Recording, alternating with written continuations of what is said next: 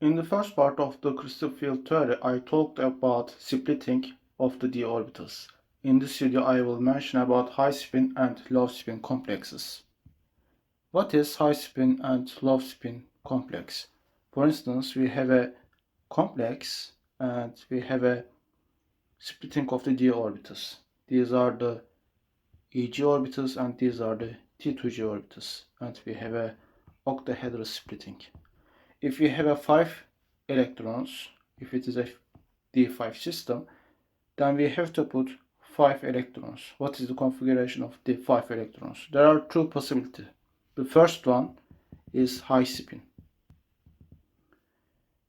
If we have a high spin complex, then the electron configuration is something like this.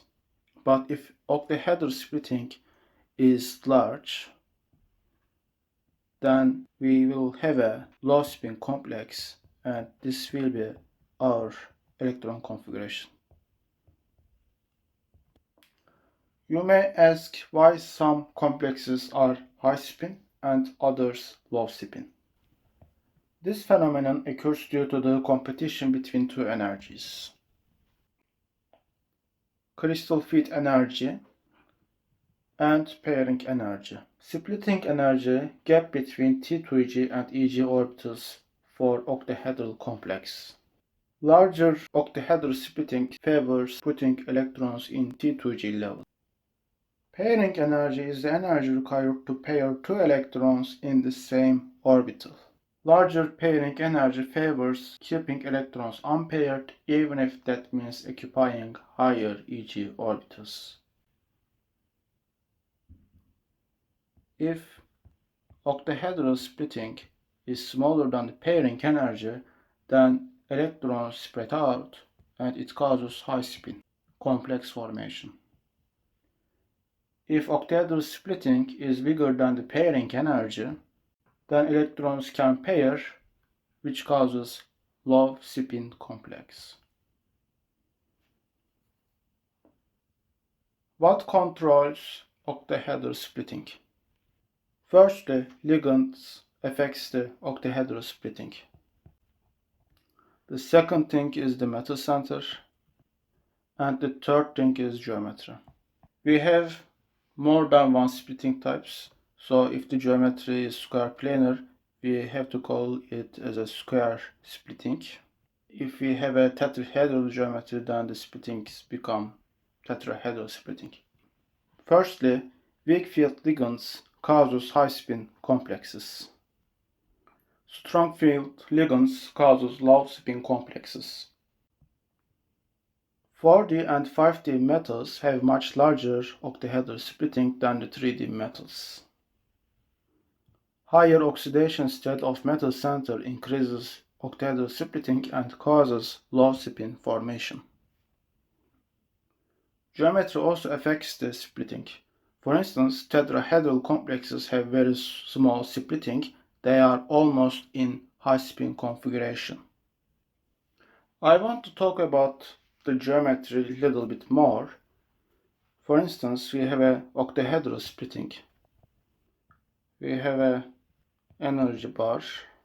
We have 5 orbitals. This is dx square minus y square. This is dz square. This is dxy. This is dyz. And this is xz. And this is our octahedral splitting.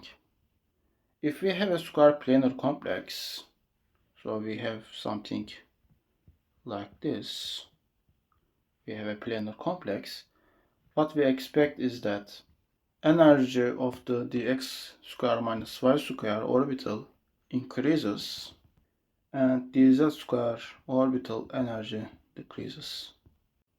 By the way, dxy orbital energy increases a lot, and dyz and dxz orbitals become degenerate orbitals.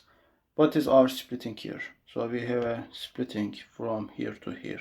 This is splitting for square planar complex. For square planar complex, we always expect a low spin. So we expect to observe low spin complexes. The reason is that splitting energy is too much, and therefore electrons can pair with each other. In octahedral splitting, we can see low spin and high spin.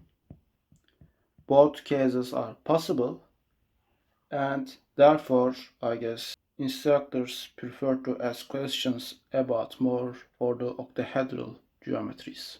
So this was the octahedral, this is a square planar, and we have one more, and it is tetrahedral geometry. Tetrahedral geometry is, I think, simple, since tetrahedral geometry has very low splitting, and this is the dx square minus y square orbital, and this is the dz square orbital. We have other orbitals, dxy, dyz, and dxz. And tetrahedral splitting, as you see, is very small, so it is smaller than the octahedral splitting. Therefore, we expect to see always high spin. What means that if you have 4 electrons for the tetrahedral, you don't expect to see something like this, since this is a low spin configuration. Instead of seeing this, if you have 4 electrons, all the electrons will try to be unpaired with each other. Okay, so this is the case for the tetrahedral geometry. The important point is that I think here that you have to be careful is that octahedral splitting, and the reason is that you will encounter so many questions. I want to make an example for high spin and low spin case. Using crystal field theory, draw the d orbital diagrams for both complexes. Iron is 3D element, it does not cause high octahedral splitting by itself. And secondly, we have to know the electron configuration for iron.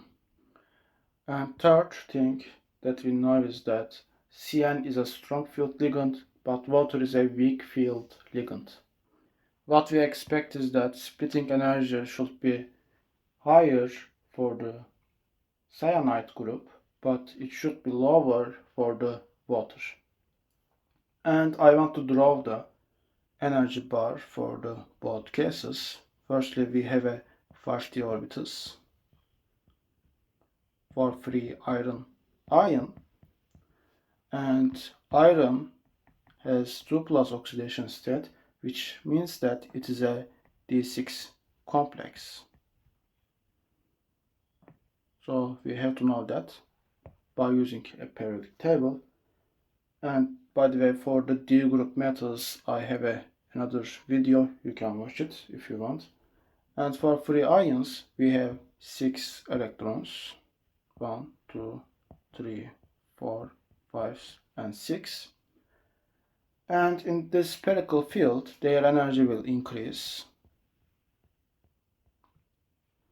And again, I have 6 electrons, there is nothing different here. But in the splitting case, for the CN, we have a small splitting energy.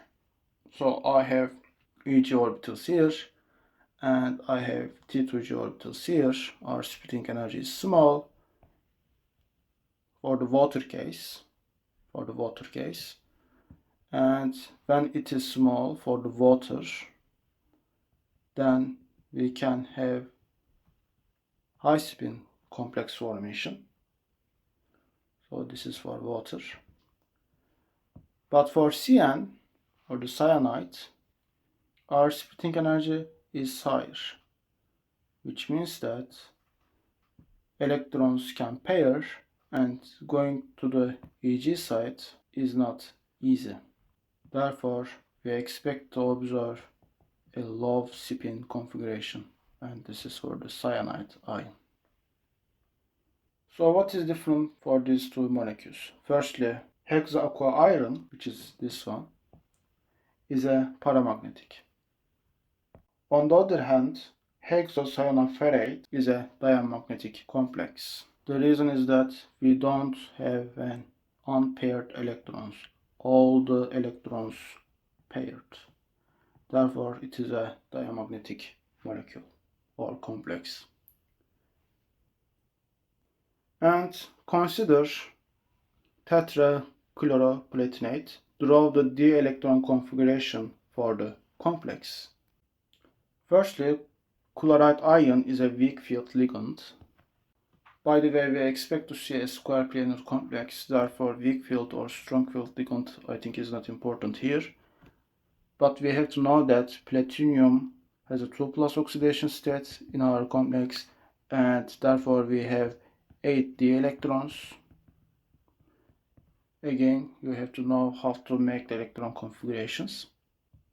And by the way, 8 electron configurations prefer to become in the square planar geometry, and I can draw easily splitting. So we have dyz and dxz degenerate orbitals. We have dz square orbital, we have dx y square orbitals, and we have dx square minus y square orbitals. And our splitting energy is this.